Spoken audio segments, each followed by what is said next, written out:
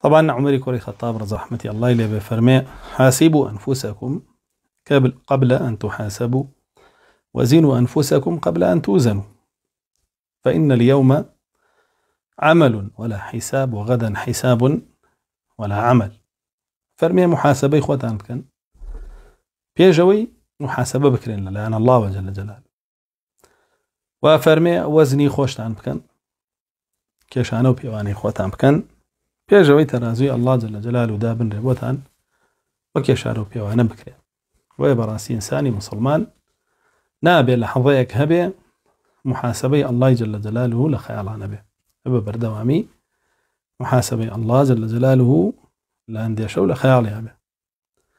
إجناب راسي لبير يجتوا كروجك هي لقاء الله يتياك أو أجاتوا بكرداركاني أو شيء ويش جو بكرداركاني دنيا ناداك أو لبير شوا هم كردارك خرابك نسوا الله فأنساهم أنفسهم. الله لبير كردوا كروجك بيه جاتوا الله جل جلاله خوي لبير بردوا كأوروجي هي جاتوا مع الله تيا بويا بوشي وكرداري جهنم يانا كاو تاسر انجام بيجتنا وجهنمو.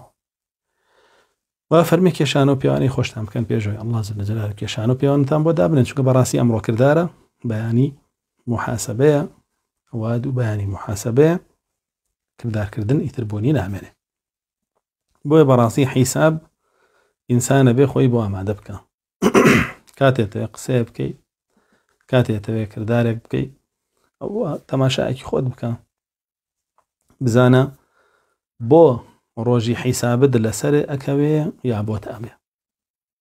بس تنها بيل لو بكرو أم قسي منيكم من كردار منيكم بو روجي قيامت لسر أبي يعني أم باد برو جهنم ياخد بوم أبي بيش مكوي برو باشت.